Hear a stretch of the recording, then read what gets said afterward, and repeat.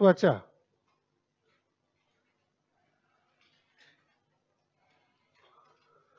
त्वचा से क्या निकलता पहले लिख लो, वाटर जल, जल वाटर, कॉमा मिनरल्स खनिज, comma and in some quantity nitrogenous waste substances, तथा कुछ मात्रा में नाइट्रोजनी वर्ज्य पदार्थ, and in some quantity nitrogenous waste substances are excreted outside from body by skin, तथा कुछ मात्रा में नाइट्रोजनी अपशिष्ट पदार्थों का उत्सर्जन शरीर के बाहर त्वचा द्वारा होता है। यानी आप कॉमन सेंस की बात है, आप जानते हो कि स्किन अगर किसी चीज को शरीर से बाहर निकालेगी तो किस रूप में निकालेगी?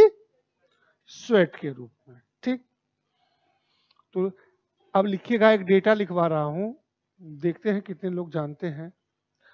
लिखिएगा, a normal adult healthy human being can excrete, can लिखिएगा, एक सामान्य स्वस्थ वयस्क मानव डॉट डॉट डॉट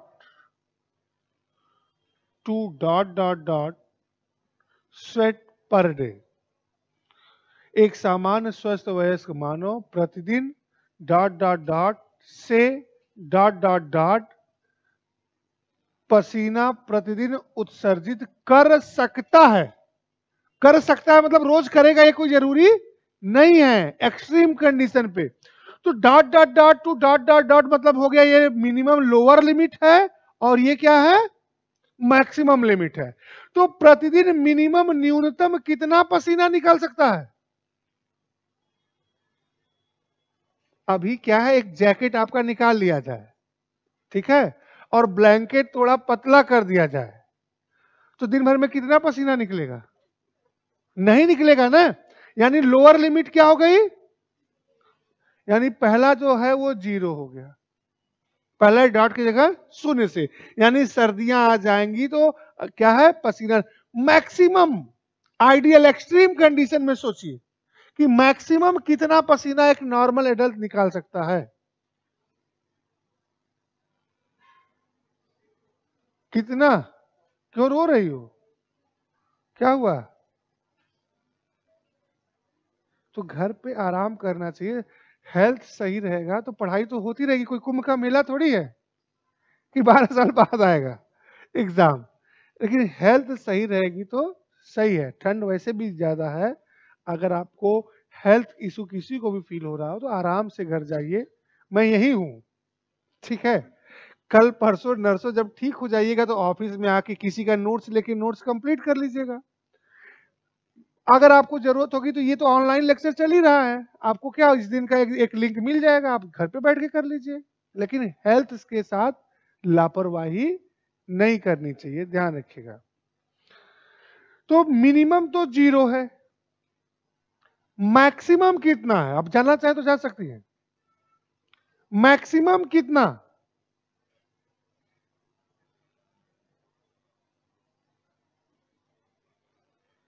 और लखनऊ में मैक्सिमम नहीं निकलेगा। मैक्सिमम के लिए मैक्सिमम गर्मी वाले स्थान पे जाना पड़ेगा ना। 1.5।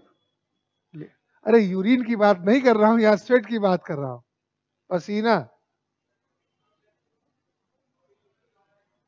तो कौन कौन बोला? कहां से बोले? उस पुस्तक का नाम सही बोला इन्होंने, ठीक है। 14 लीटर, मैक्सिमम 14 लीटर तक निकाल सकते हैं। लेकिन थोड़ा धैर्य बनाए रखना था आपको। मुझे भी पता है ये डेटा कहां है। मैक्सिमम देखिए, मैक्सिमम 14 लीटर के लिए यहां नहीं, आप थार रेगिस्तान जाइए, पाकिस्तान के जकोबाबाद जाइए, अमेरिका के डेथ वैली जाइए, अफ्रीका के सहारा डिजर्ट जाइए। तो वहां जैसे ही जाओगे गर्मी बढ़ेगी, बॉडी टेम्परेचर बढ़ेगा, बॉडी टेम्परेचर जैसे ही बढ़ेगा उसको कंट्रोल करने के लिए पसीना निकलेगा, जैसे ही पसीना निकलेगा पानी पीना शुरू करोगे। तो 14 लीटर पसीना निकालने के लिए दिन भर में लगभग 20 लीटर पानी पी जाओगे और पता भी नहीं चलेगा। क्यों? क्योंकि इधर से पानी गया, उधर से पसीना हो रहा है, प्यास लगती रहेगी। पानी का कंजम्पशन कम किए या रोके तो मोक्ष प्राप्त हो जाएगा। यानी या तो आप उस हीट वाली प्लेस से हटिए, एसी में जाइए, कूलर में जाइए, नहीं तो हीट स्ट्रोक लग जाएगा। बॉडी का टेम्परेचर बढ़ने लगेगा और उसी को मेंटेन करने के लिए बॉडी क्या निकाल रही है? पसीना निकाल रही है। अगर पानी का कंजम्पशन कम कर दोगे तो शरीर के अंदर जब पानी नहीं रहेगा तो पसीना नहीं निकलेगा, और पसीना नहीं निकलेगा तो हीट स्ट्रोक लग जाएगा, लू लग जाएगी, गर्मी लग जाएगी और बॉडी टेम्परेचर बढ़ेगा, फिर कहानी खत्म। तो 0 से 14 लीटर तक निकाल सकता है, लेकिन ध्यान रखिएगा 14 लीटर निकालने के लिए लगभग 20 लीटर पानी आराम से इंसान पी जाता है। ठीक। अब एक चीज और समझिएगा, समझिए, देखिए ऑनलाइन वालों आप भी, ये क्या है? पेन। एक्चुअल में इसको कहते हैं stylus, but as like pen हम यूज कर रहे हैं इसको, एज लाइक अ पेन। तो ये पेन है। अब इस पेन के सरफेस को मैं टच कर रहा हूं, पेन के सरफेस को टच कर रहा हूं, तो ये सरफेस मुझे कैसी फील हो रही है? स्मूथ, चिकनी सतह है ये। अब मैंने एक नीडल लिया, as thinnest as possible, corona के इंजेक्शन वाली से भी पतली, और इसको मैंने क्या किया? ढेर सारा पॉइंट लगा दिया, ढेर सारा छेद कर दिया, एज मैक्सिमम एज पॉसिबल, उतना अधिक छेद किया जितना संभव है। उसके बाद मैं इस सरफेस को टच करूंगा तो ये सरफेस कैसा फील होगा? रफ सरफेस होगा। ठीक। तो इतने ही इस छेद आपकी स्किन में भी है, पोर्स होता है ना सबके अंदर, ठीक, उसमें से बाल भी आते हैं। ठीक। तो इतने ज्यादा छेद हैं, इतने ज्यादा पोर्स हैं, फिर भी हम अपनी स्किन को फील करते हैं स्मूथ। जैसे ही रफनेस फील होती है हम टेंशन में आ जाते हैं, फिर बॉडी लोशन लेके लीपना पोतना स्टार्ट कर देते हैं, करते हैं ना। तो इतने छेद होते हुए भी हम स्मूथ कैसे फील कर लेते हैं भाई? किसके कारण? देखिए, नमी अलग चीज है, चिकनी चीज भी खुरदरी होती है, सॉरी, नम चीज, गीली चीज भी खुरदरी होती है, और सूखी चीज भी चिकनी होती है। तो स्मूथनेस अलग चीज है, मॉइस्चर अलग चीज है, नमी अलग चीज है। सूखी चीजें भी चिकनी होती हैं और नम गीली चीजें भी खुरदरी होती हैं। तो मॉइस्चर अलग है, स्मूथनेस अलग है। तो जो ग्लिसरॉल था, फैट के डाइजेशन से मिल रहा था, वो मॉइस्चर के लिए रिस्पॉन्सिबल था, स्मूथनेस के लिए नहीं। क्या होता है? लिखिए, लिखते हुए साथ में हम लोग देखते हैं। लिखिएगा, in each pores of our skin, in each, अच्छा कितने लोग, कुछ लोग पहली बार आज दिख रहे हैं, कितने लोगों को पहला दिन है? समझ, जो जिसका भी पहला दिन, समझ में आ रही है बात ना थोड़ा बहुत? चलिए अच्छी बात है। तो लिखिएगा, in each pores of our skin there is a specific gland present. In each pores of our skin, there is a specific gland present. त्वचा के प्रत्येक रोम छिद्र में, in each pores of our skin, there is a specific gland present named sebum gland. त्वचा के प्रत्येक रोम छिद्र में सीबम नामक विशेष प्रकार की ग्रंथि पाई जाती है, which secretes a specific oily substance named sebum,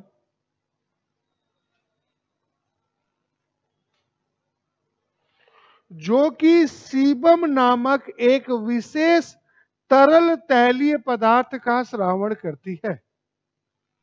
जो कि सीबम नामक एक विशेष तरल तैलीय पदार्थ का स्रावण करती है, विच सिक्रीट्स, लिख लीजिए फिर समझाएंगे, which secretes a specific oily substance named sebum and that sebum is responsible for, उसी में लिखिएगा, and that sebum is responsible for, and that sebum is responsible for smoothness and that sebum is responsible for smoothness and water resistantness of our skin and hairs. बाल भी तो smooth होते हैं, ठीक है, तो that sebum is responsible for smoothness of our skin and hair, या water smoothness and water resistantness of our skin and hairs. क्या लिखे थे हिंदी में, कहां तक लिखे थे? सीबम नामक एक विशेष तरल तैलीय पदार्थ का स्रावण करती है तथा यही सीबम हमारी त्वचा एवं बालों को चिकना एवं जलरोधी, ऐसा तो नहीं होता ना स्किन पे हाथ पे इधर से पानी गिराए और इधर से निकल जाए, वाटर रेजिस्टेंट भी तो होता है, तो यही सीबम हमारी त्वचा एवं बालों को चिकना एवं जलरोधी बनाए रखता है।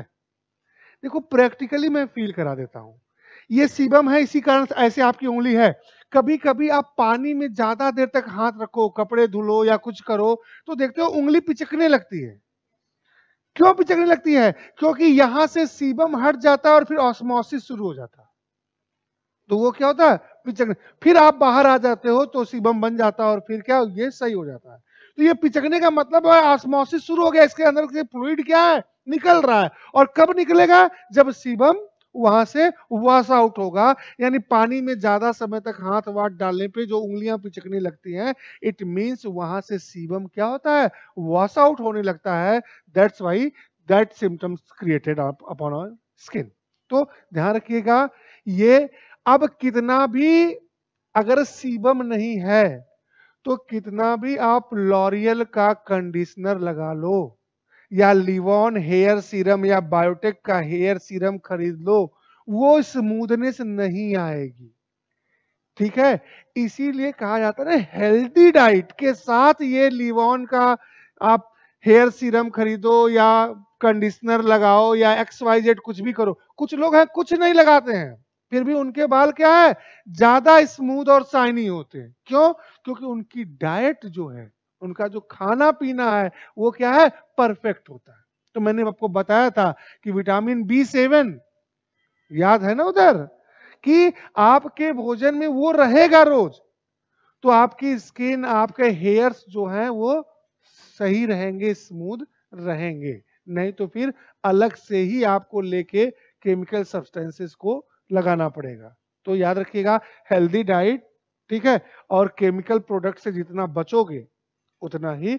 अब इसका मतलब ये नहीं कि मैं कह रहा हूं केमिकल प्रोडक्ट से बचो तो आप गए हर्बल वाला और महंगा खरीद के ले आए। कहने का मतलब है वो एक्सटर्नल सब्सटेंस से बचेंगे तो क्या होगा, वो सही रहेंगे। तो ये हो गया सीबम, ठीक, ये हो गया बस। स्किन इससे ज्यादा कुछ करती नहीं है। किसमें?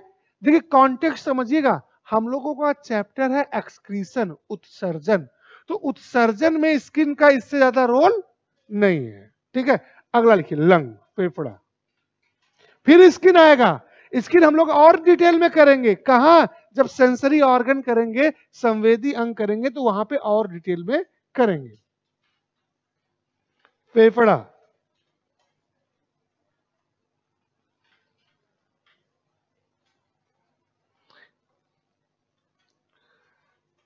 अब देखो, और इसको अच्छे से शॉर्टकट में कम में समझा रहे हैं, आप समझ जाइए, 2 लाइन में खत्म हो जाएगा। फेफड़ा एक्सक्रीशन में क्या रोल करता है, मैंने कई बार खड़े होके बार बार ऐसे ऐसे करके समझाया है, ठीक, कल भी मैंने ये पोज दिया था, याद है ना। तो वो पोज मैंने किस बात को समझाते हुए दिया था, कि वो कैसे CO2 बाहर निकालता है और O2 मिक्स करता है। यानी उत्सर्जन किस चीज का करता है वो? ठीक, यानी इसका करता है। इसके साथ एक चीज का और उत्सर्जन करता है, यही दो चीज बाहर निकालता है। तो अब हमें समझना है कि कितना निकालता है, कैसे निकालता है, ये मैंने बताया है, बार बार बताया है। थोड़ा बहुत जो बच गया है, अगला चैप्टर जैसे शुरू होगा, नेक्स्ट वीडियो दिखाऊंगा, वो ज्यादा समझ में आएगा, रेस्पिरेशन वाला, ठीक है। तो वहां बाकी चीजें और क्रिस्टल क्लियर हो जाएंगी आपकी। तो CO2 निकालता है और H2O निकालता है। तो हमें देखना है, एक मैं बता रहा हूं और एक आपसे तुक्का लगवाऊंगा। तुक्का जिसके कहते हैं, जो नहीं पढ़े हो तो सबको लगाना, कोई नो आइडिया नहीं बोलेगा, क्योंकि उस तुक्के से मैं दो चीज समझा दूंगा, एक बीमारी और एक ये जो समझा रहे हैं वही। और तुक्का लगाओगे तो फिर जीवन में कभी भूलेगी भी नहीं बीमारी। क्यों? क्योंकि इसको पढ़ते समझते समय आप एक्टिवली पार्टिसिपेट हो जाओगे ना, जिस चीज में पार्टिसिपेशन करोगे वो चीज भूलेगा जल्दी नहीं। तो जैसे ये CO2 जो होता है, लगभग 18 लीटर CO2 प्रति घंटा हमारे शरीर से बाहर निकलता है। सुन लो, समझ लो पहले। इसका मतलब यह हुआ कि हमारे शरीर की विभिन्न अंगों की कोशिकाएं, या you can also say that हमारे शरीर की कोशिकाएं, ऑल बॉडी सेल्स क्या करती हैं? प्रति घंटा 1 घंटे में 18 लीटर कार्बन डाइऑक्साइड निर्माण करती है। क्योंकि जितना कार्बन डाइऑक्साइड बनता है वो सब बाहर निकल जाना चाहिए। अगर ये बॉडी में रुक गया तो ये खुद ही पॉइजन है, जहर है, मार देगा। कैसे मार देगा? क्योंकि जब ये बॉडी में रुका तो इसका मतलब है ऑक्सीजन बॉडी में नहीं जाएगी। याद है ना, बार बार मैं कह रहा था, ले आता है निकालता है। अगर ब्लड में जब इसी की मात्रा अधिक होगी तो ऑक्सीजन कहां जाएगी? नहीं जाएगी। ऑक्सीजन नहीं जाएगी तो फिर सोच लो, कई कई बार बता चुका हूं, मोक्ष मिल जाएगा, क्योंकि ऑक्सीजन ही तो एनर्जी क्रिएट करवाती है। तो ऑक्सीजन अगर बॉडी में नहीं यूज हुई, नहीं गई, तो मोक्ष मिल जाएगा। यानी कहने का मतलब ये था कि अगर कान को कभी घुमा के, यहां मैं आपको लिखवा रहा हूं कि हमारे शरीर या हमारा फेफड़ा प्रति घंटा 16 या 18 लीटर क्या है CO2 निकालता है, तो कान को घुमा के आपके एग्जाम में पूछ ले कि हमारा शरीर प्रति घंटे कितना कार्बन डाइऑक्साइड बनाता है, तो आप गाली देने लगोगे, टीचर ने लिखवाया ही नहीं है या बताया ही नहीं है। तो चीज वही है, क्या किया? कान को घुमा के पकड़ लिया। तो ध्यान रखिएगा, क्योंकि एक बार पूछा हुआ था क्लास नोट्स, देखो मैं बता रहा हूं आपको, आप लिखे हो ना उधर, WBC रेशियो RBC 1:600। एग्जाम में पूछ लिया था RBC रेशियो WBC, तो यही उलट देना था ना भाई। अब ये ऑप्शन ही नहीं था, लोग क्या है, ऑप्शन में दोनों था, लोग ये मार्क किया है और फिर गए सर आपने तो गलत लिखवा दिया।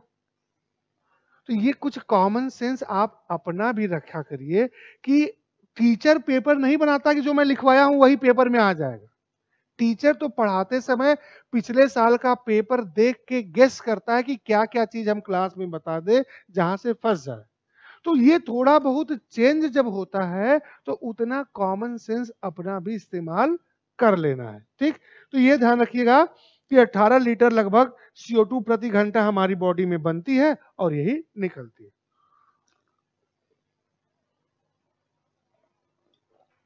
दूसरे पे अब आपको तुक्का लगाना है, क्या? कि कितना पानी निकलता है हमारे शरीर से। चलो रेंज बढ़ा देते हैं। तो रेंज बढ़ाने से क्या होगा? तुक्का आप क्या करोगे? दिल खोल के लगाओगे। रेंज अधिक होगी तो गलत होने की संभावना कम होगी ना। तो प्रति घंटा को मैं प्रति 24 घंटा कर देता हूं, पर डे। अब तुक्का लगाइए, 1.5 लीटर कितना लगता होगा? हाँ बताओ, 1.5 क्या लीटर, इतना कम? हाँ, आप 1.5 लीटर, 4 लीटर। अब धीरे धीरे लाइन पे आ रहे हैं लोग। हाँ, बगल में, ठीक, पीछे। टू मत करिए, रेंज मत दीजिए। हाँ आप बताइए। 40 14 है कि 40? 14 ठीक। हाँ आप बताइए। 5 लीटर ठीक। 1.5 हाँ आप ही से कह रहे हैं। ये पहले ही कहा था कि मैं ये यहाँ ऑप्शन में नो आइडिया है ही नहीं, किसी को आइडिया नहीं है, सब ने क्या है देख के सोच के समझ के कुछ भी बोल दिया। बोलिए। 5 ठीक। हाँ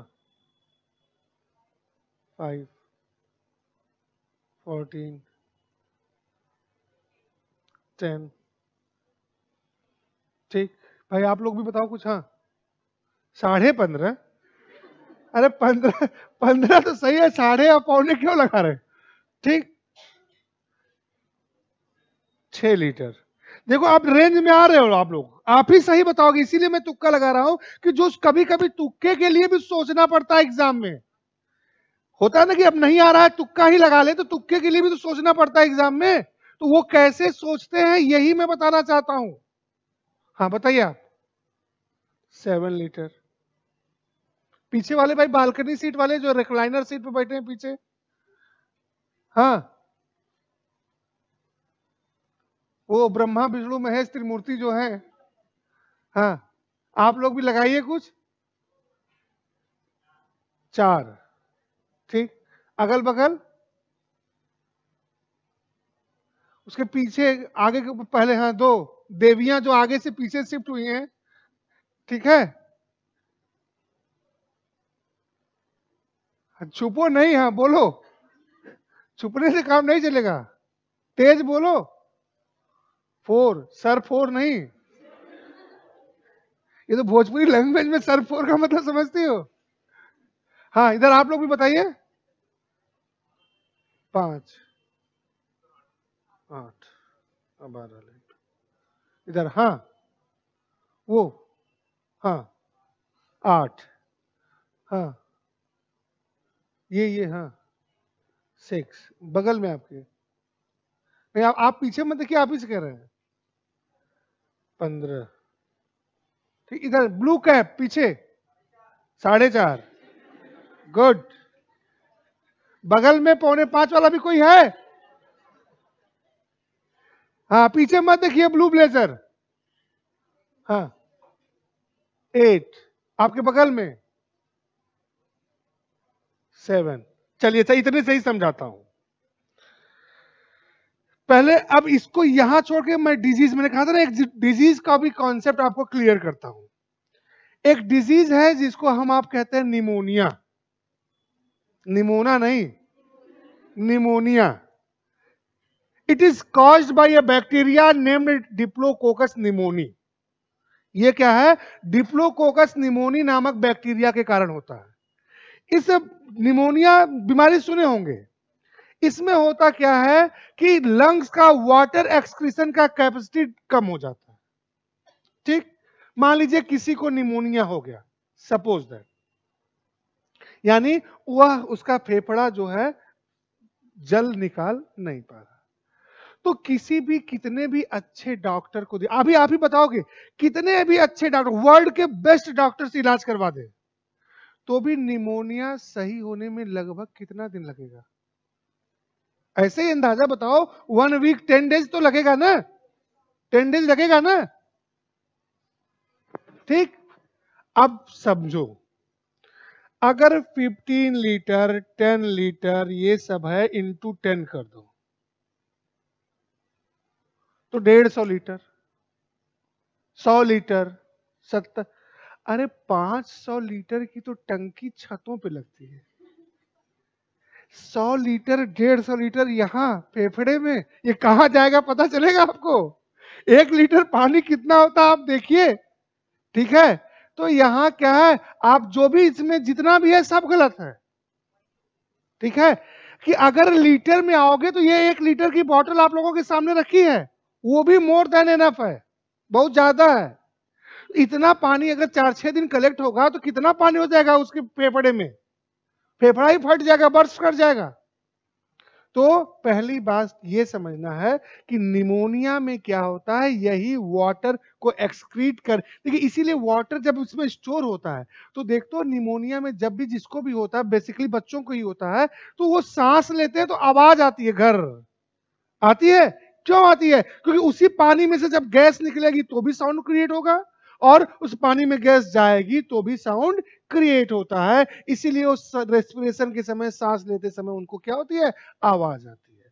तो ये इतना नहीं होता है मेरे भाई, ये होता है ओनली 400 ml।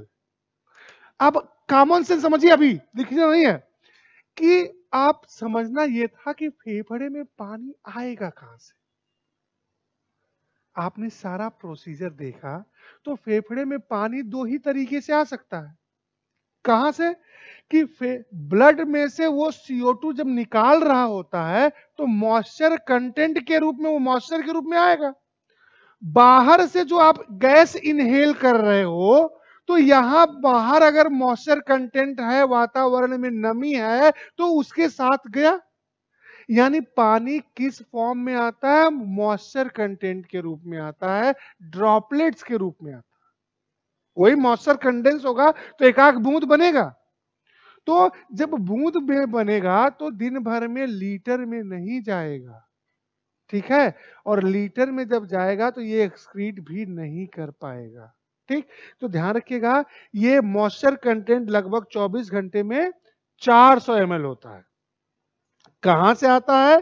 कि ब्लड लिक्विड है, उस लिक्विड में से CO2 निकालेंगे तो मॉइस्चर कंटेंट वहां से आएगा, और यहां बाहर से जब हम ढेर सारी गैसें ले आते हैं तो उसके साथ भी जो वातावरण में नमी है वो भी जाती है और वही कंडेंस होती है, ठीक है?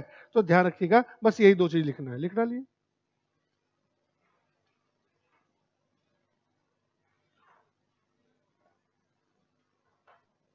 निमोनिया फिर आएगा, निमोनिया के चक्कर में मत पड़िएगा, डिजीज वाले चैप्टर में फिर आएगा निमोनिया। बस ऐसे ही सिम्टम से अब निमोनिया याद रखिएगा कि निमोनिया में क्या होता है, फेफड़े के वाटर जल को उत्सर्जित करने की क्षमता घट जाती है, कम हो जाती है। नेक्स्ट लिखिएगा, ऑर्गन है, यानी ध्यान रखिएगा यही जब निकलता नहीं है तो बीमारी जो होती है वो क्या हो जाती है, निमोनिया। इंटेस्टाइन, आंत, इंटेस्टाइन आंत। घड़ी की तरफ भूल के भी मत देखिए, क्योंकि कल मैंने आपको आधा घंटा उधारी दिया था। उधारी तो मैंने बहुत दिया है, अभी कल वाले उधारी की वसूली मैं करूंगा आज, ठीक है? जिसका कहीं अपॉइंटमेंट हो, बिजी शेड्यूल हो, वो चुपचाप धीरे से उठेगा, अपना बैग वैग लेके चला जाएगा, कोई वो पाबंदी नहीं होती है। इंटेस्टाइन को आपने डिटेल में पढ़ा है डाइजेस्टिव सिस्टम में, तो बेसिकली कौन सी इंटेस्टाइन? Large intestine. क्या करती है, कैसे एक्सक्रीशन में रोल प्ले करती है? अनडाइजेस्टेड फूड मटेरियल्स को स्टोर करती है टूल के रूप में, टूल के रूप में, और हम टाइम टू टाइम क्या करते हैं, डेफिकेट करते रहते हैं। तो लिखिएगा, it store the undigested food material and excrete time to time outside from body. यह अपचित खाद्य पदार्थों को, यह अपचित खाद्य पदार्थों को मल के रूप में, अब ये बड़ी आंत है, लार्ज इंटेस्टाइन है, उसकी लंबाई चौड़ाई क्या क्या होता है सब देख चुके हो पीछे। यह अपचित भोज्य पदार्थों को या खाद्य पदार्थों को मल के रूप में एकत्र करती है। It store the undigested food material in the form of tool. Tool पढ़ते हैं, STOOL लिखते हैं, स्टूल, ठीक है? And defecate time to time. अपचित खाद्य पदार्थों को मल के रूप में स्टोर करती है, संचित करती है, तथा समय समय पर शरीर से बाहर निकालती रहती है। ये हो गया, ये है इंटेस्टाइन। अब लास्ट जो है ये है आपका लीवर, यकृत। याद है ना, लीवर में इकट्ठे लिखवाए थे, मल्टी टैलेंटेड ऑर्गन है, याद है? तो फटाफट 2-3 बात लिखिए इसमें। इट लिखिएगा, it converts more toxic substance ammonia into less toxic substance urea. It converts more toxic substance ammonia into less toxic substance urea. ये अधिक विषैले पदार्थ अमोनिया को कम विषैले पदार्थ यूरिया में बदलता है। ध्यान रखिएगा, दो अलग अलग क्वेश्चन होते हैं। अमोनिया को यूरिया में, यानी यूरिया फॉर्म कौन करता है? लीवर। और एक्सक्रीट कौन करता है? किडनी। दो अलग अलग चीजें हैं, ध्यान रखिएगा हमेशा। फिर लिखिएगा, it also helps in elimination of, it also helps in, it also helps in elimination of bile pigments, bile pigments in bracket या सच एज, बाइल पिगमेंट किसको कहते हैं? Bilirubin, biliverdin, etc, and also helps in, या and से ही जोड़ के लिख लो, क्यों अलग से and also helps in elimination of cholesterol. ठीक, फुल स्टॉप लिखिएगा। यह पित्त वर्णकों, पित्त वर्णकों ब्रैकेट में बिलीवर्डिन, बिलीरुबिन के उत्सर्जन में सहायक होता है। यह कोलेस्ट्रॉल के उत्सर्जन में भी सहायक होता है। अब देखो, जैसे कि अगर लीवर डैमेज हुआ, खराब हुआ, तो ये जो दोनों बाइल पिगमेंट हैं, ये शरीर से बाहर नहीं जाएंगे, और ये जो हैं रिस्पॉन्सिबल होते हैं येलो कलर के लिए, पिगमेंट होते हैं। तो ये जैसे ही ब्लड में बढ़ेंगे, तो ब्लड का येलोइशनेस क्या होगा? बढ़ेगा। और येलो कलर का ब्लड जब हमारी बॉडी में सर्कुलेट होने लगेगा, तो body became yellowish, and yes, it is the symptom of jaundice. यानी ये अगर गड़बड़ हुआ, इनकी मात्रा बढ़ी, तो क्या हो जाता है? जॉन्डिस, पीलिया। अब ऐसा मत करिएगा कि पी अलग कर दिए, लिया अलग कर दिए, ठीक है। बाकी की कहानी जॉन्डिस का मैंने आपको बताया था पहले, लीवर जब बता रहे थे, याद है कि इसके सेल्फ रीजनरेशन की कैपेसिटी अधिक होती है, कैसे कैसे क्या करता है, याद है ना। यानी कि, और अब दूसरी बात, एक चीज और समझना है कि ये आए कहां से? बिलीवर्डिन या बिलीरुबिन ये आता कहां से है? तो वही diffusion, chemical breakdown of dead RBC in spleen. जो स्प्लीन है, जो आरबीसी है, वहां पे डिकम्पोज किया जा रहा है, तोड़ा जा रहा है। उसी तोड़ने से यूरोक्रोम भी बनता है, उसको तोड़ने से बिलीरुबिन और बिलीवर्डिन भी बनता है। ठीक, तो यहां लिखना चाहें तो ब्रैकेट में लिख लीजिएगा कि by breakdown of haemoglobin, bracket में आरबीसी। बाकी आप जानते हो कि आरबीसी या हीमोग्लोबिन कहां तोड़ा जाता है? स्प्लीन में, प्लीहा में तोड़ा जाता है। ये हो गया, ठीक। अब एक चीज आपको अपने घर से करना है, ठीक है। देखिए, अलग अलग फाइलम के एनिमल्स का मेन एक्सक्रेटरी ऑर्गन अलग अलग होता है। तो पहली बार मैं कह रहा हूं कि आप अपनी बुकलेट खोलिएगा, बहुत ज्यादा पढ़ने के लिए नहीं, एक उसमें चार्ट दिया होगा कि किस फाइलम के जंतुओं का मेन एक्सक्रेटरी ऑर्गन क्या होता है। जैसे मान लीजिए कभी पूछ दे कि केचुए का मुख्य उत्सर्जी अंग क्या है? क्लोरेगोगन सेल। ठीक है, तो इस टाइप की चीजें उस चार्ट में दी हुई है, कभी पूछ सकता है। ठीक है, तो अब यहां बस एक हेडिंग डाल लीजिए और वो चार्ट घर जाके उस बोर्ड आप अपने बुकलेट से बना लीजिएगा। Main excretory organs of different types of animals, विभिन्न प्रकार के जंतुओं के मुख्य उत्सर्जी अंग। सबको मिल जाएगा, नहीं मिलेगा तो हमें बताइएगा, पीडीएफ मैं आपके ग्रुप में वैसे ही डलवा दूंगा, आप उस क्या करिएगा, बना लीजिएगा। सबके बुकलेट में होगा, ऐसा नहीं कि बुकलेट में नहीं होगा। ठीक, तो ये कर लीजिएगा, ये चैप्टर हुआ फिनिश। फिर हम लोग कल शुरू करेंगे रेस्पिरेटरी सिस्टम। ठीक है, चलिए, थैंक यू।